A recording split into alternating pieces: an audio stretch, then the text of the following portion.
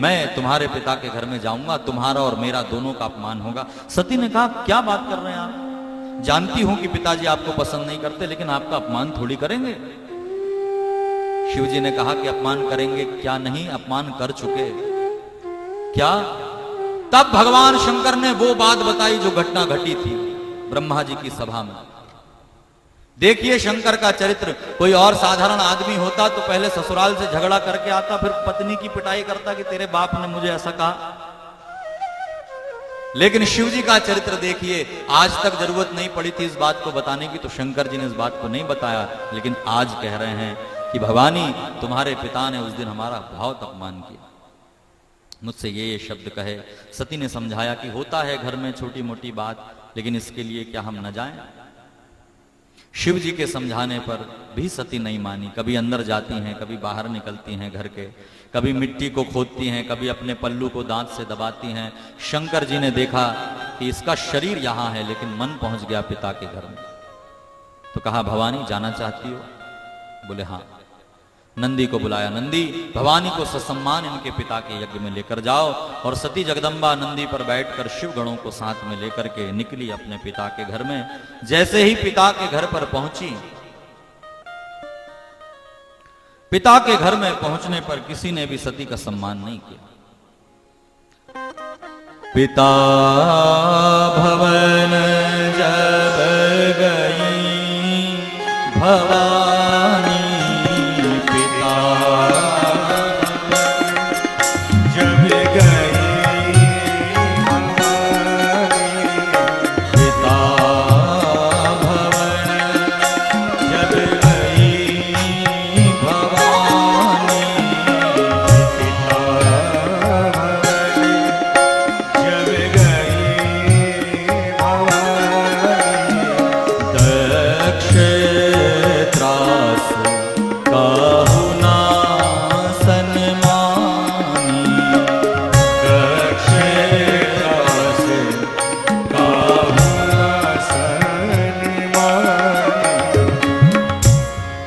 दक्ष के त्रास के कारण किसी ने भी सती का सत्कार नहीं किया। लेकिन मां ने देखा कि मेरी बेटी आई है, कोई स्वागत नहीं कर रहा, मैं जाऊंगा। ग्लास लेकर जल लेकर के पहुंची। आओ बेटी। पिता इतने व्यस्त है ना, इसलिए तुम्हें शायद लगता है आमंत्रण देना भूल गए। हमारी भूल हुई, हम क्षमा मांगते। आओ। संसम्मान, मां तो मां है। हाथ पकड़कर सती को अंदर किया। बहनें भी मिली, लेकिन मुस्कुराते हुए, मानो सती को तंज कस रही हो कि देख, हम तो आमंत्रण पर आई हैं, लेकिन तू बिना बुलाए चली आई। सती ने कहा, कोई बात नहीं। एक स्त्री का अपमान यदि उसके ससुराल में हो जाए तो वो सहन कर ले, लेकिन यहां मायके में अपमान हो रहा है। इस अपमान को भी सती ने सहन किया। मां से मिली, बहनों से मिली, और सती ने जाकर के यज्ञ के दर्शन किए कि चलो मैं जाऊं, देखूं, यज्ञ के दर्शन करूं। पहुंची यज्ञशाला में तो वहां दक्ष प्रजापति प्रधान यजमान की भूमिका पर स्वाहा स्वाहा कहकर घी की आहुति कर रहा है। भृगु महाराज आचार्य हैं, इंद्र आदि देवता बैठे हैं। भगवान नारायण नहीं थे वहां, और ब्रह्मा भी नहीं थे। शंकर को तो बुलाया नहीं। तीनों देव नहीं हैं, लेकिन सारे छोटे मोटे बड़े देव सब उपस्थित थे।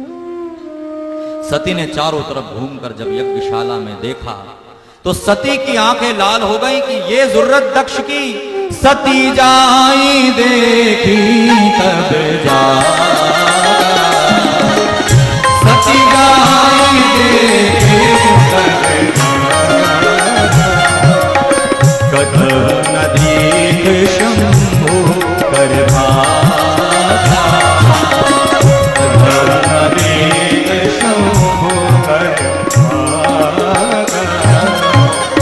सती ने यज्ञ में जाकर के देखा, कहीं भी शिव जी का नामो निशान नहीं, एक कलश भी शिव जी के नाम से नहीं रखा, एक स्थान नहीं। सती जगदम्बा के लोचन लाल हुए और बाल खुल गए, आंखें लाल लाल। भद्रकाली का रूप लेकर सती पहुंची यज्ञशाला के अंदर और कहा, सुनहु सभा सर सकल मुनिंदा, करहि सुनहि जिन शंकर निंदा। इस यज्ञ में आए हुए सभी ब्राह्मण, सभी यजमान, सभी सभासद मेरे बात को कान खोलकर सुनो। जिन लोगों ने भगवान शिव का अपमान किया है, शिव की निंदा की है, शिव का अपमान कानों से श्रवण किया है, मैं श्राप देती हूं उन सबको अपने अपने कर्म का फल भोगना पड़ेगा, उनकी दुर्गति होगी। सती ने श्राप दिया और मेरा यह पिता दक्ष, जिसे वचन देकर इसकी पुत्री के रूप में मैं जगदम्बा प्रकट हुई थी, शिव के चरित्र को न जान पाया, शिव जी की इसने निंदा की। अब शंकर के निंदक की बेटी के रूप में मैं जीवित नहीं रहना चाहती। अस कही जोग अग्नि तन जारा, ऐसा कहकर के सती जगदम्बा ने अपने शरीर को योगाग्नि में जला करके भस्म कर दिया और भय सकल मक हाहाकारा, सती का शरीर भस्म हुआ तो चारों तरफ हाहाकार मच गई कि ये क्या हो गया। योगाग्नि में अपने शरीर को जला दिया सती जगदम्बा ने। नंद आदि ने देखा कि सती ने अपने प्राणों का अंत कर दिया है तो दौड़े, मारो मारो कहकर के यज्ञशाला की बल्लियां उखाड़ने लगे। भृगुवंशीय ब्राह्मणों ने रक्षोग्न का पाठ करके कृत्या प्रकट की। कृत्या प्रकट होकर के नंदी गणों को मारकर वहां से भगाती है। नंदी आदि सब दौड़े भगवान शंकर के पास, महादेव अनर्थ हो गया। शिव ने पूछा, नंदी क्या हुआ, तुम सती को लेकर गए थे। नंदी ने समाचार सुनाया कि भगवान आपके अपमान को सती सहन न कर पाई और अपने शरीर का अंत कर दिया। और भगवान शिव क्रोध में आकर के, क्रोधित होकर के भगवान शिव ने अपनी जटा को छोड़ा। समाचार तब शंकर पाए, वीरभद्र तहि कोप पठाए। आपने जटा में से एक बाल निकाल कर जमीन पर पछाड़ा, वीरभद्र प्रकट हुआ। कहा कि जाओ वीरभद्र, दक्षम स यज्ञम जही, दक्ष प्रजापति को यज्ञ सहित समाप्त कर दो। वीरभद्र ने जो आज्ञा कह करके और शिवगणों को साथ में लेकर वीरभद्र पहुंचे यज्ञशाला कनखल। वहां यज्ञ प्रारंभ हो गया। सती का शरीर छूटने के बाद भी दक्ष प्रजापति का अहंकार देखिए, उसने यज्ञ बंद नहीं किया।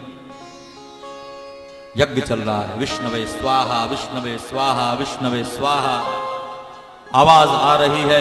उसी समय धरती हिलने लगी, यज्ञशाला कांपने लगी। चारों तरफ ऋषियों ने देखा, साधु महात्माओं ने, ब्राह्मणों ने देखा, यजमानों ने देखा कि चारों तरफ भयंकर धूल उड़ रही है। क्या हुआ तो कहा प्रलय काल आया। किसी की कुछ समझ में आता, उसके पहले ही पीछे से आवाज आई, हर हर महादेव। मुड़ करके सबने देखा तो भयंकर रूप वाला वीरभद्र धूल में से प्रकट हुआ। पीछे नंदी आदि सब शिव के गण साथ में।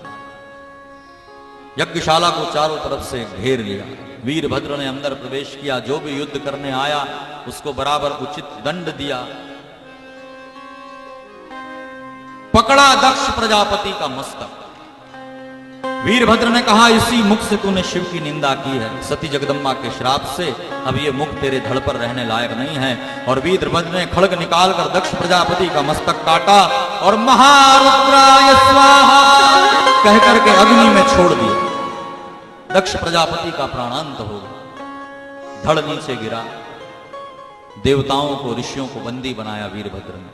जिसने जो कृत्य किया था उसको उसी के हिसाब से दंड प्रदान किया। किसी की आंखें निकाल ली, किसी के दांत तोड़ दिए, किसी की दाढ़ी खींच ली, किसी के अंग भंग कर दिए। ऐसा देवताओं को दंड देकर के वीरभद्र पहुंचे कैलाश। यहां दक्ष का यज्ञ विध्वंस हुआ।